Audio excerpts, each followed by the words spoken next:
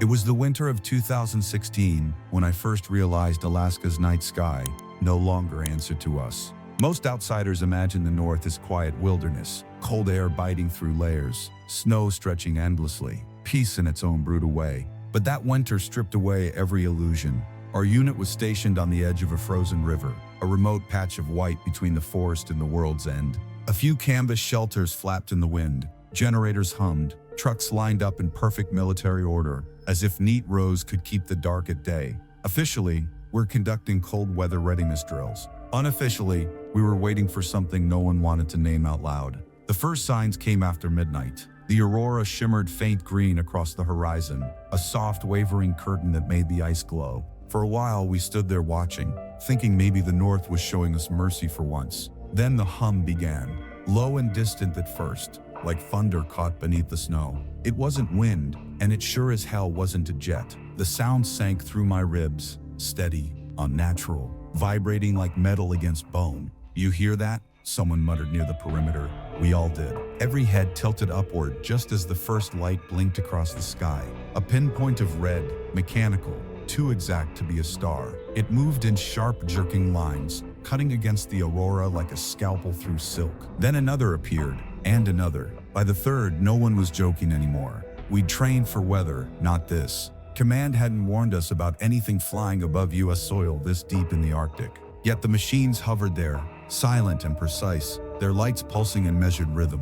When the first blast hit, it was close enough to shake the ground. A spray of snow and dirt slapped against the tents. Men dove for cover, rifles clutched, though every one of us knew bullets wouldn't reach that high. The sound came again, an electric crack that rolled through the trees, and suddenly our generators sputtered and died. Radio screamed static. Every piece of gear shorted out in the same instant, leaving only the red eyes circling above. It's strange what you remember when everything falls apart. I can still see my breath freezing midair, hear the crunch of boots slamming through hard snow, smell the mix of oil and frost and ozone. The world narrowed to shapes and noise, the glow of those lights, the pounding of my heart, the voice of someone shouting orders that didn't matter. We took defensive positions because training said to, not because it would save us. The cold bit through my gloves, but my palms were sweating. Fear moves fast in a camp without leadership. The CO shouted to hold positions, but the words dissolved into the wind. A few men fired warning shots that vanished uselessly into the sky. The drones didn't react. They hovered, studying us, red light glinting off their frames. The hum deepened, almost a growl. Then another strike hit, closer this time, bursting near the vehicles. The explosion threw ice against my face. Someone screamed. Someone else started praying. My rifle felt like dead weight, a symbol of a kind of war that no longer applied. The lights above us weren't random. They were deliberate, watching, measuring. It didn't feel like we were under attack. It felt like we were being cataloged. Every man knew it though, none dared say it. Training manuals didn't cover this. No one told us what to do when the sky itself turned hostile. The silence after the third blast was worse than the noise. Everything stopped, no wind, no voices, just the ringing emptiness that comes before realization. I remember thinking how small we looked from above. 30 soldiers lined against the snow. No power, no contact, no direction. And somewhere in that frozen dark, I understood. This wasn't a drill. This wasn't an accident. Whoever or whatever was flying those machines wanted us to see. I felt it as clear as the cold gnawing at my face. The humming eased, fading into the distance until the night swallowed it whole. For a long time, no one moved. The only sound was our breathing, harsh and uneven. The CO finally broke the silence, barking for damage checks, but even he sounded uncertain, like he knew command would never believe this. The tents were torn, the vehicles scorched, and our instruments fried beyond use. One of the younger privates kept asking if we should call it in. No one answered. There was nothing left to call with. We spent the rest of the night sitting in that dead camp, rifles across our knees, eyes fixed on the empty sky. Every flicker of light made someone flinch. Somewhere deep inside, I think we all knew the truth. Whatever had come for us wasn't done. It was only marking the start. Later, I would tell myself that night was the beginning of something larger, that the pattern we stumbled into had already been set in motion long before we arrived. Orders traveled down the chain of command wrapped in routine words, but somewhere behind them is intent. Someone knew where they were sending us. Someone knew what waited out there beyond the reach of radar and reason. We were never meant to run survival drills. We were part of an experiment, unwilling, unarmed, and unprepared. But I didn't understand that yet. All I knew was the sky had changed. The aurora still shimmered overhead, but it no longer looked beautiful. It looked like camouflage, hiding something vast and alive behind the color. The red lights had gone dark, yet I could still feel them up there, watching, waiting, memorizing the shape of our camp. By dawn, the temperature had dropped another 10 degrees. Frost clung to every torn canvas edge. The men moved quietly, haunted. Even the wind seemed to avoid us. I remember standing near the river, staring at the frozen surface, trying to convince myself the night had been a hallucination brought on by fatigue. Then I saw the reflection, 3 faint red dots hovering high above the tree line, pulsing slow and steady, like the heartbeat of something that wasn't human. And in that instant, I knew we'd crossed a line we could never step back from. The first strike hadn't been a warning, it had been an introduction. When I think back to that winter, I realized the storm had been building long before the first drone carved its path across our sky. Nothing in the army happens by chance. Orders arrive layered in vague purpose, rumors drift through the ranks, and by the time boots hit the ground, you've already stepped into something larger than you're allowed to understand. Officially, we were running a joint cold weather exercise, rotations through survival drills, convoy maneuvers, gear testing under extreme conditions, standard doctrine. But from the moment we landed, the details felt wrong. The location alone should have raised flags. Most winter training stays within reach of air support or nearby bases. Instead, we were sent nearly 60 miles into nowhere, deep enough that rescue would take hours even in perfect weather. Our camp was a lonely scar in the snow. No towers, no hardened shelters, just canvas and cold. The frozen river cut beside us like a black vein through white skin. There was a stillness out there that made your own heartbeat sound intrusive. For days, we went through motions, setting perimeter lines, running patrols, double-checking equipment. But every task carried that unspoken question, why here? Then came the equipment itself. More communications gear than we'd ever seen on a survival op. Portable jammers, encrypted radios, even signal boosters. None of it matched the mission brief. At the time, we shrugged it off as bureaucracy being its usual inefficient self, but hindsight turns carelessness into design. We weren't just training, we were positioned, maybe even baited. The squad was a mix of old hands and young blood. Ellis, always with a story that somehow made frostbite sound like ballroom folklore. Whitaker, quiet and dependable, the kind of man who carried weight without words. And Carter, the thinker, always scribbling in that damn notebook, drawing diagrams, writing thoughts like he was mapping something invisible. He said it helped him focus. The rest of us teased him for acting like a philosopher in uniform. But later, when I saw those sketches, I stopped laughing. Before the attack, things started to unravel in subtle ways. Radios caught odd bursts, snatches of sound that didn't belong to any language we knew. Lights flickered over the tree line, too steady to be northern phenomena, too erratic to be aircraft. The first night we saw one, a private claimed it was refraction from the aurora, another joke that Santa upgraded to drones. Nobody laughed long. The cold in Alaska doesn't just numb flesh, it wears on sanity. You start hearing the wind talk, seeing shadows that aren't there. But this was different. This felt aimed. The forest had a way of reflecting your breath back at you, like it was listening. Men started sleeping lighter, rifles closer. Someone whispered about Russian experiments, testing long-range surveillance. Another said it was our own side running black tests, using us as field data. A few of the older guys muttered darker theories, things that didn't fit within the borders of human logic. None of it stuck in daylight, but every night the unease grew thicker. The weather turned harsh, a constant twilight of gray skies and wind that sounded like screaming through the tents. You stopped feeling your fingers after an hour outside. You stopped trusting your eyes after 2. The world out there felt suspended, like even time hesitated to pass. One evening, Command sent a sealed packet to our CO. He read it alone by lantern light, face pale beneath the glow. When he came out, his voice had changed, steady, clipped, but brittle underneath. New orders, he said, double perimeter, rotate watch every 2 hours, keep vehicles idling. No explanation followed, and none of us were dumb enough to ask. Orders are orders. But that night, as engines growled softly in the dark, and men muttered under their breath, something in the air shifted. I could feel it in my teeth, a pressure humming low, like a world had started holding its breath. That's when I started to believe we weren't out there alone. The unease turned into tension so tight it hurt to breathe. Every sound drew eyes. Every movement made rifles twitch. The men who once laughed about ghosts now stared into the dark as if waiting for one. Even Ellis stopped telling stories. We ate in silence, our breath fogging the air, each man pretending not to notice the flicker of red that sometimes shimmered faintly between the trees.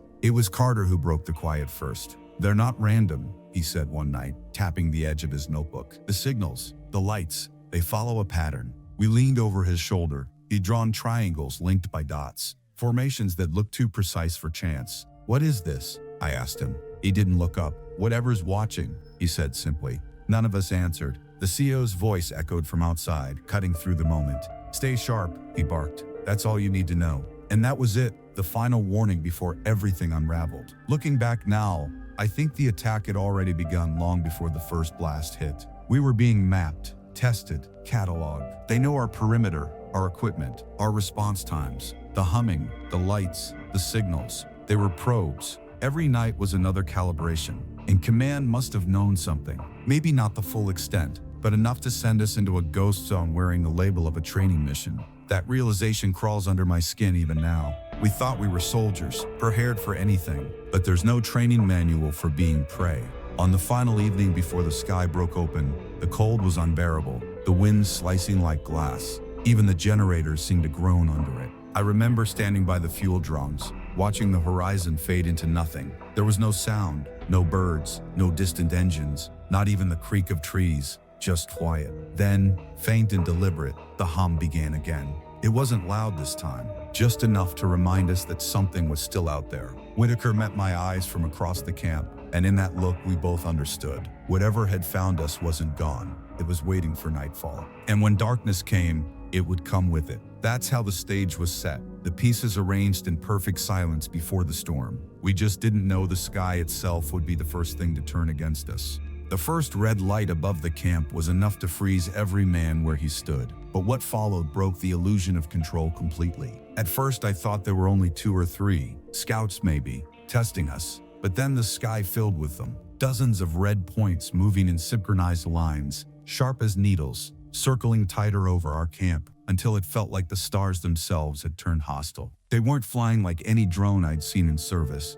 No gradual banking, no lag between movement and response. These things pivoted instantly, like they were made of thought instead of metal. Instinct took over. We dove for cover behind trucks, rifles raised, though every man knew lead wouldn't touch something moving that fast. "Hold fire until confirmed hostile," the CO shouted, his voice cracking against the cold. But hostile wasn't the question anymore. It was the only truth left. The air trembled with vibration, that same deep hum from before, swelling until it seemed to come from inside our chests. Then one of them descended, stopping 30 feet above the vehicles. The light beneath it pulsed slow, deliberate, like an eye narrowing. "Sir, what's the call?" Whitaker yelled. The CO hesitated, lips parting, no sound coming out. That silence, those few seconds where even command faltered, felt longer than any firefight I've lived through. And then, the sky broke. A column of white light snapped down from the hovering craft, striking the snow between 2 trucks.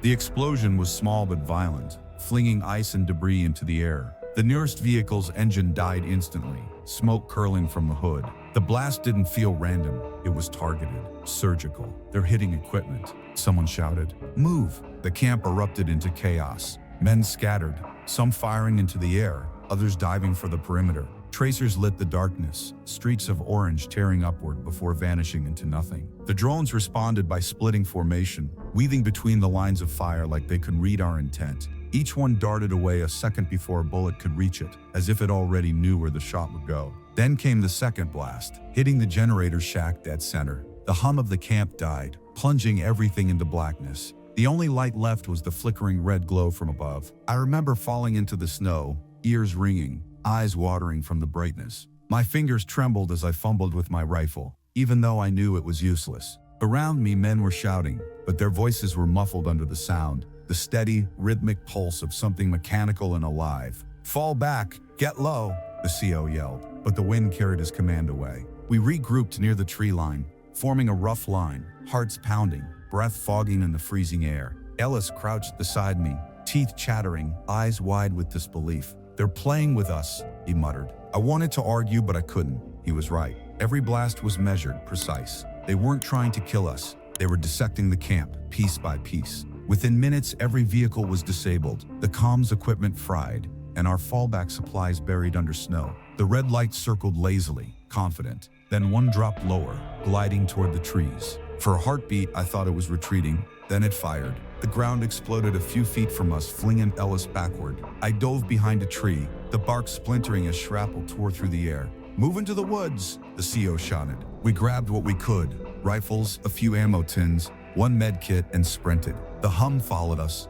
low and steady, like the growl of a predator pacing its prey. Halfway across the clearing, another blast hit. Snow turned to steam, the air stinging with static. I hit the ground hard, pain shooting up my side. When I looked up, Carter was on the snow 10 feet away, clutching his arm, blood blooming dark against white. "Medic!" someone screamed, but it sounded like a prayer, not a request. Two men dragged him toward the trees as more lights flickered overhead. The forest swallowed us fast, branches cracking underfoot, cold burning our lungs. We collapsed behind a fallen spruce, gasping, hearts hammering. The drones hovered above the canopy, their lights flickering through the branches. They didn't fire again, not yet. It was as if they were waiting, adjusting, learning. "They're testing us," Whitaker said quietly. His voice sounded detached, clinical, the tone of a man who'd accepted the logic of his own doom. "They could have finished this already." The CO nodded grimly. "Stay put, spread out, no noise." For a while we obeyed.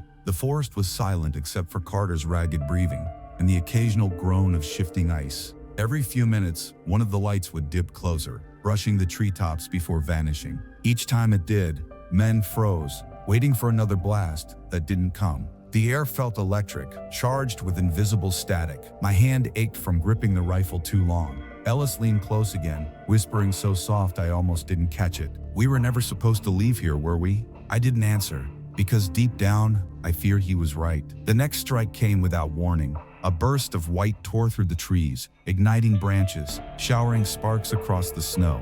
We scattered deeper into the woods. The drones followed, firing short, controlled bursts, not to kill, but to corral. Trees fell around us like matchsticks. I tripped, rolled, came up gasping beside Ellis as he reloaded on instinct. Another flash seared the ground nearby, the heat so intense it burned through my glove. Somewhere to my left, a man screamed, then went silent. Carter, bleeding and delirious, mumbled words none of us wanted to hear. "They're alive," he whispered. "They move like they think." His eyes glazed, unfocused. I pressed a bandage against his wound, but his voice lingered in my head. "Alive." The blasts slowed, then stopped altogether. Smoke curled through the broken trees. The red lights pulled back, rising above the treetops in slow formation, until they hung there, distant but watching. The hum softened into a steady vibration that faded with the wind. For the first time in hours, the forest fell still. No one spoke. We were too shaken, too stunned to make sense of survival. When the silence settled, I looked around at what was left. Half our unit gone,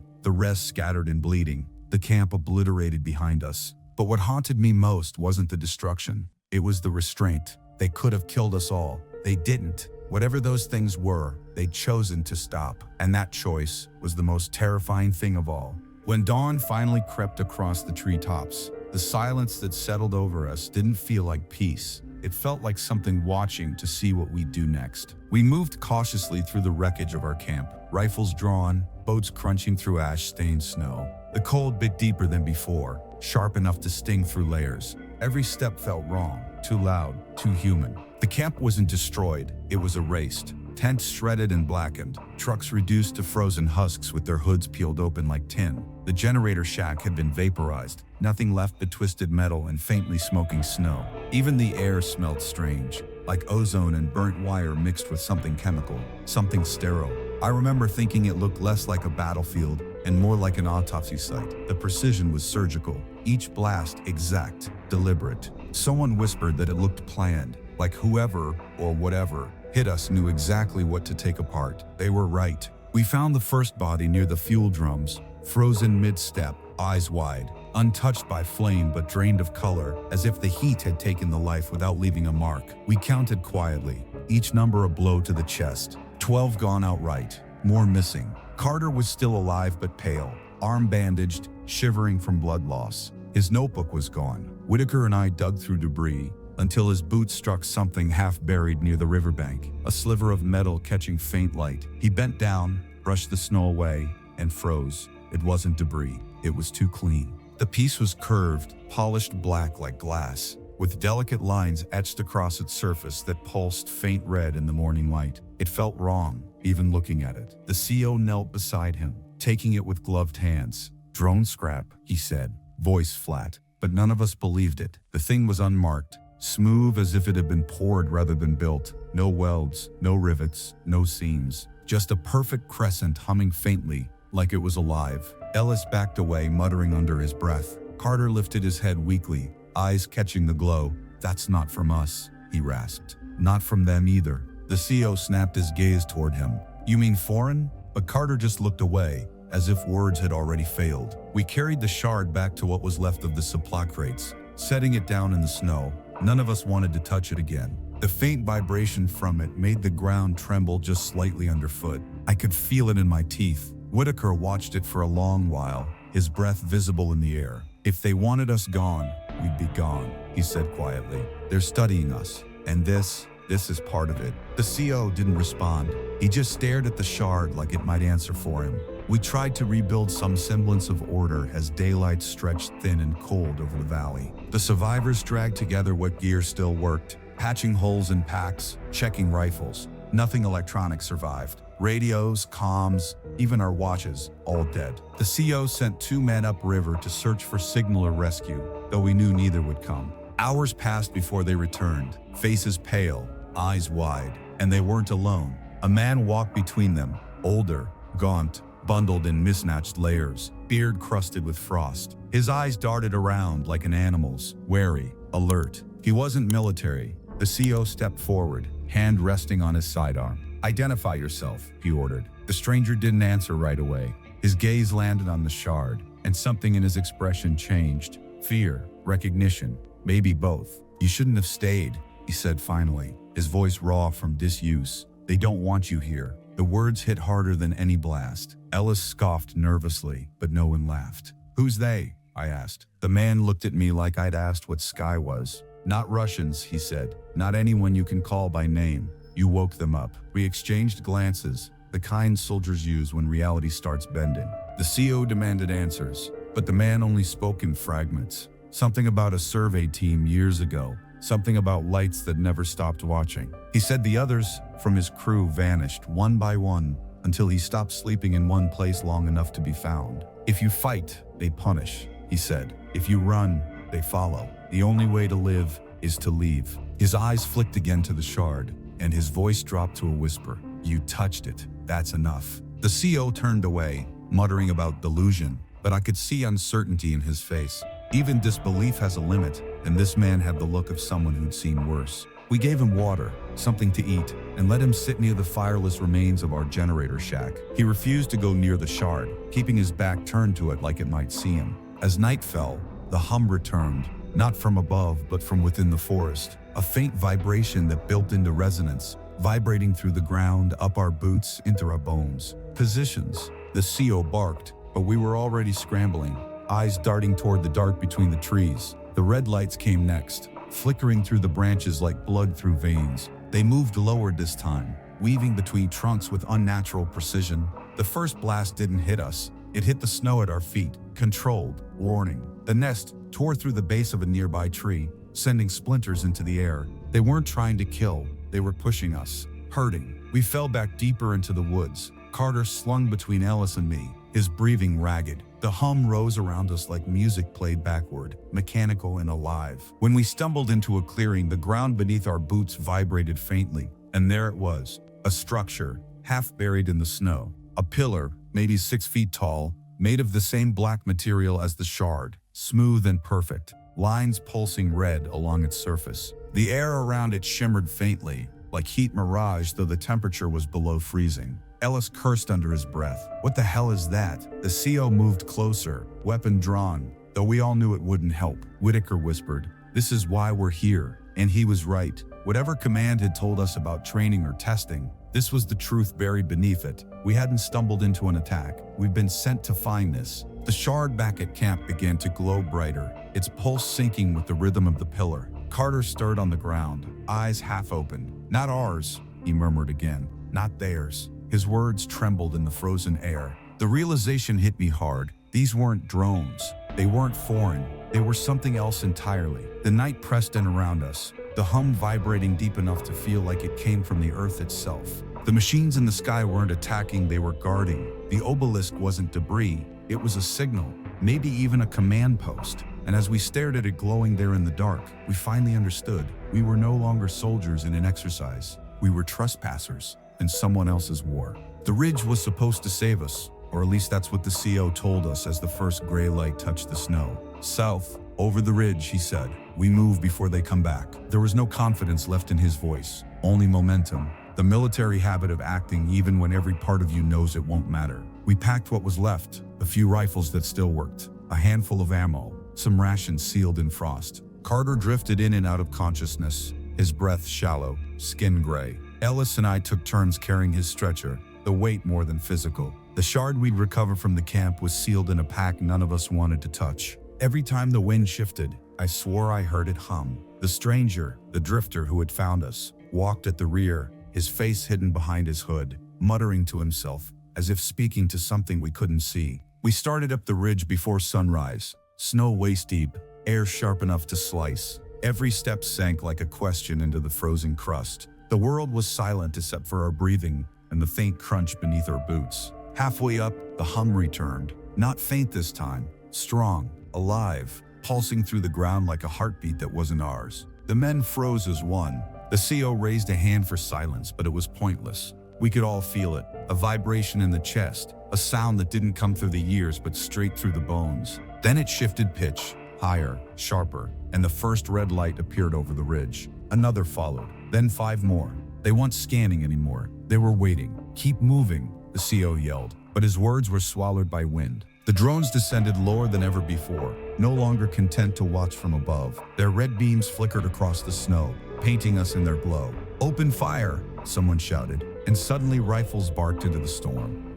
Tracers arced upward, beautiful and useless. One drone shuddered mid-air, spinning briefly before righting itself like nothing had touched it. It's not working, Ellis yelled. The CO's voice cracked through the chaos. Keep firing. We did, out of fear more than hope. The rounds cut the air, empty magazines that meant nothing. Then the drones fired back. Bursts of white light slammed into the ground, blinding flashes that burned through snow and into frozen dirt beneath. One hit close enough to melt the rifle from a soldier's hands, the metal dripping like wax. The air stank of ozone and scorched cloth. Another blast hit near the stretcher, sending Carter tumbling. His scream tore through the wind, then cut short. They're not killing us, they're steering us, Whitaker shouted, and he was right. Each blast forced us higher, herding us up the ridge like cattle. The drifter kept moving silently through it all, muttering prayers or warnings. I couldn't tell which. By the time we reached the crest, my legs were shaking, lungs raw from cold and panic. That's when we saw it. On the far side of the ridge, in the valley below,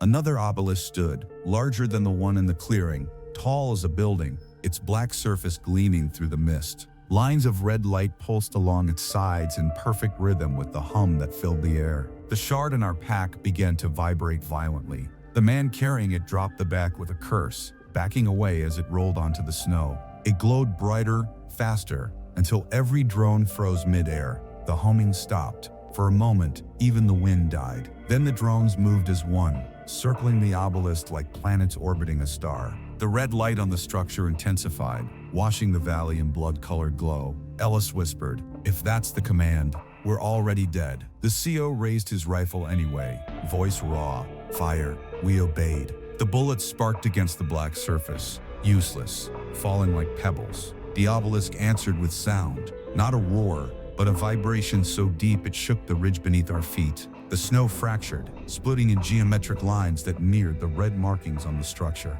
The shard on the ground pulsed faster, almost blinding. Carter, delirious, laughed through his pain. "It's awake," he gasped. "It's awake now." The CO shouted for us to fall back, but there was nowhere left to go. The drones tightened their formation, surrounding us in a circle of red light. Every path of retreat closed. Panic broke for discipline. Men ran, stumbled, screamed. One soldier bolted downhill. A drone chased him, firing a beam into the snow at his feet. He fell, scrambled, then vanished in another flash of light. The rest of us froze. That was when a drifter stepped forward. "Stop," he said, his voice cutting through everything. You can't fight them. No one moved. He walked past the CO, past Ellis, right up to the glowing shard lying in the snow. He lifted it in both hands, his face pale but steady. The drones shifted again, lights flickering in unison. The obelisk pulsed brighter, answering. The drifter raised his voice, shouting into the wind. You've tested us enough.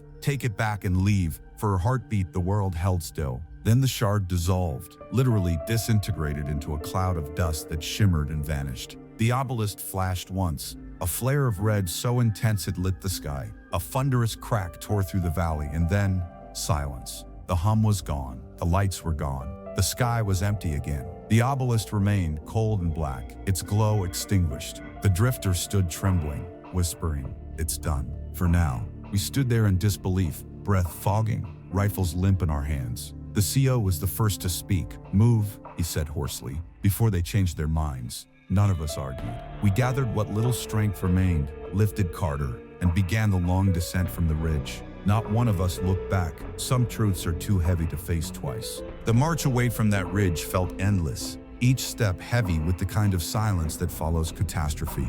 No one spoke. The only sound was the rhythm of boots breaking crusted snow, and the faint wind whispering through dead branches. The air tasted of ash and cold metal. We were a skeleton crew now, barely half the unit that had landed weeks ago. The sky was clear, blank, indifferent. The obelisk behind us had gone dark, but it stayed in my mind like an afterimage burned into vision. For a while I thought we'd escaped, but the silence was wrong.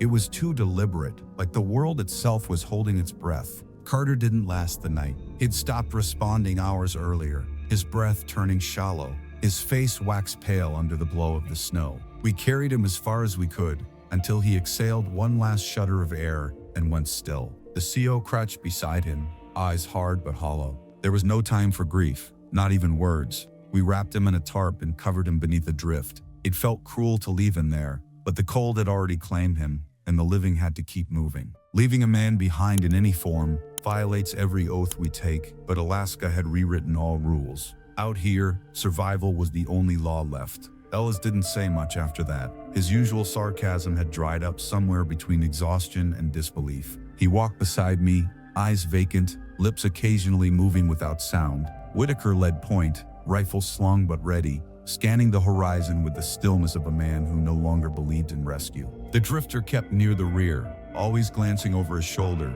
as though expecting the red lights to reappear. "They let you live," he said once, voice quiet but sharp enough to cut through the wind. "Not because you fought, because you saw." None of us asked what he meant. We didn't want to. By dawn, we reached a narrow service road, frozen asphalt splitting the forest like a scar. The CO ordered us to follow it west. It was rough terrain, but at least it was direction. We trudged for miles, numb, minds flickering between fatigue and memory. Every crunch of snow underfoot felt amplified, echoing like footsteps too many for the number of survivors. The trees on either side leaned close, their black limbs bending inward, as though the forest was eavesdropping. Around midday, Whitaker froze mid-step and raised a fist. We stopped instantly. A sound rolled toward us, a low rumble, mechanical, but not the hum we dreaded. Engines, real ones. A convoy emerged over the rise. 2 trucks in a Humvee, tires grinding through ice. For a moment, none of us believed it. Then soldiers in heavy parkas waved us down, their voices muffled through scarves. Relief hit like an ache. Some then dropped to their knees. Others started laughing, strange, brittle laughter that cracked under the weight of what we'd endured. I know I was in March and I was less able to be annoyed. The soldiers helped us into the trucks,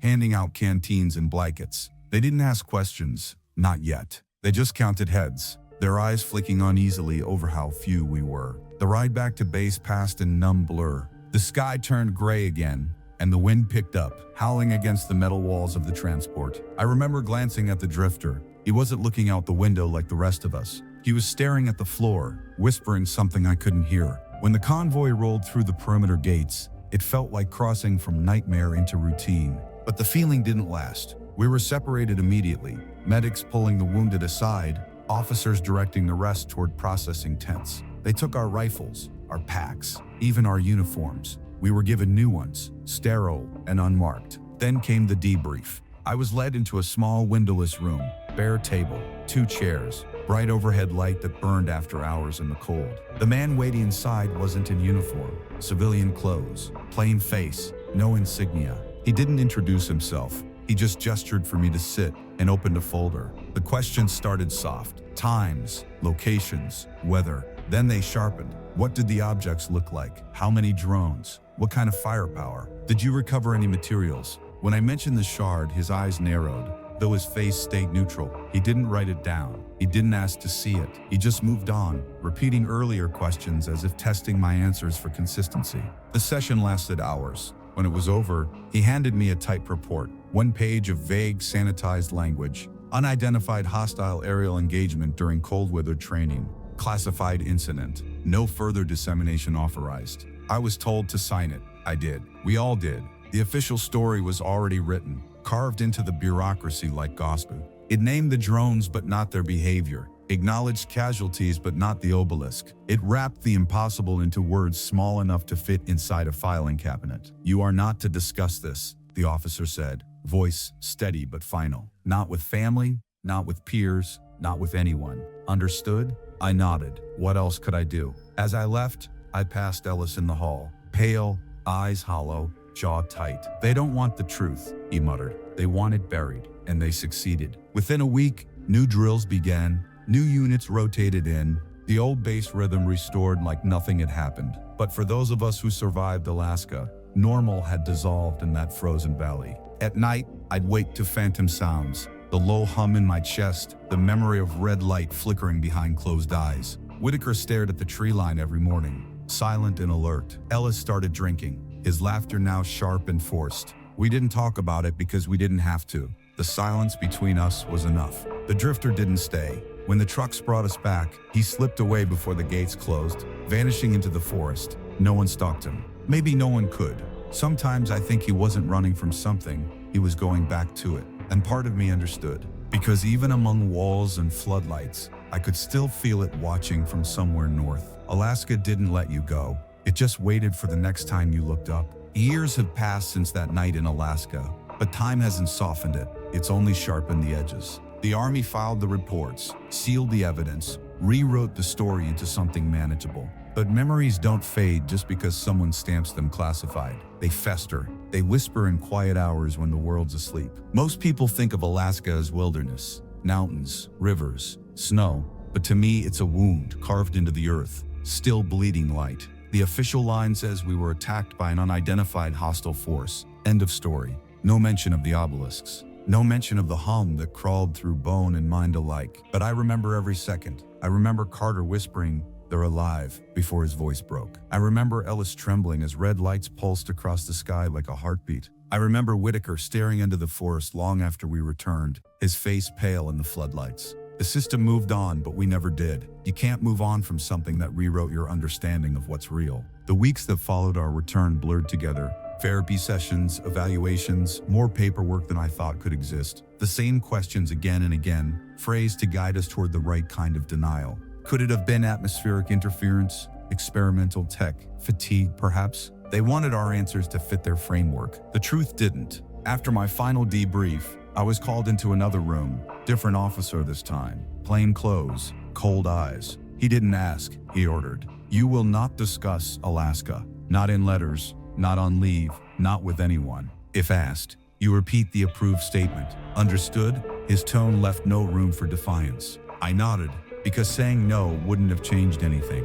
He smiled faintly, the kind of smile that doesn't reach the eyes. Good, he said. Then we won't have a problem. That was it. No medals, no closure, just silence. But silence doesn't erase what you've seen. I started hearing the hum again, not loud, just faint, like an echo under the skin. Sometimes in dreams, sometimes in the spaces between waking thoughts. The nights got longer. I'd wake at 3000 sharp, same as I did during the operation, heartbeats sinking to a rhythm that didn't feel mine. The air would hum just slightly, a sound no one else heard. I stopped telling doctors about it. They called it post-trauma resonance, some psychological feedback loop, but I know what I heard. Sometimes when the aurora shows on the news, I can almost smell the frost and smoke again. Ellis visits sometimes, though less these days. He doesn't talk about the North, neither does Whitaker. We meet for a beer, sit in silence, share looks that mean everything we can't say. This silence is its own language. When someone mentions drones or northern lights, we shift in our seats, our hands tighten. We're back there whether we want to be or not.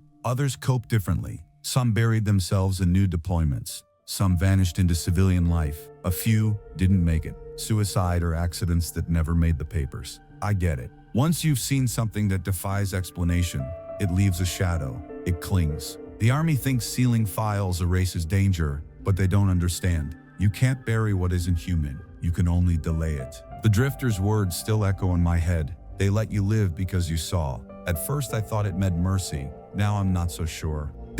Maybe it meant something closer to marking us, like we'd been tagged, logged, remembered. Sometimes I wonder if the real test wasn't theirs but ours, to see how long it would take before we broke, to see if we'd tell, and we didn't. We followed orders like good soldiers, keeping our silence even as it ate us alive. Maybe that's what they wanted, proof that we'd obey, proof that humanity could learn to keep its mouth shut when it didn't understand what it was facing. The more years pass, the more I think we weren't victims of an attack at all. We were witnesses to something that doesn't fit inside the word war. We saw machines move with purpose beyond our comprehension. We saw coordination that felt instinctive, alive.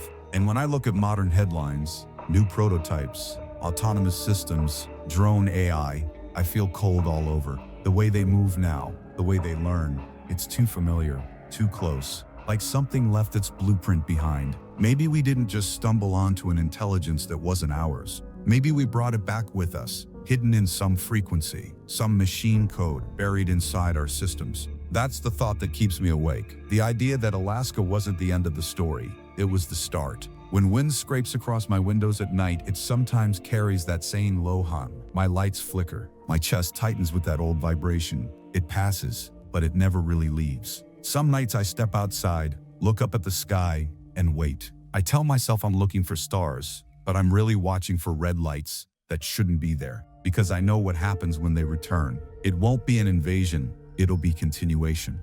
And this time, no one will have to tell us to stay silent. We'll already know that's the only thing that keeps us alive. So if you're hearing this, if you've ever seen something moving against the northern lights that didn't belong, leave. Don't record it, don't chase it, don't try to make sense of it. Some battles aren't meant for us. The night over Alaska proved that. The sky doesn't belong to us anymore. Maybe it never did. And when those red lights blink again, when that hum starts crawling up from the ground, like breath from something buried deep, remember what I'm telling you now. Don't look up. Don't wait to see what's watching. Because once you've been seen, there's no going back. So that's the truth of that night in Alaska. The night the sky turned against us, and the silence afterward became the real enemy. Some files will stay sealed, some nays erased, but the memory doesn't fade. It waits in the static, in the hum beneath the wind. If you ever find yourself beneath those lights and feel the air vibrate like something breathing through the cold, don't stay, don't listen. Leave while you still can. This is Captain Rebel, reminding you that not every battlefield is marked on a map. Some are waiting above us, watching, patient as the dark.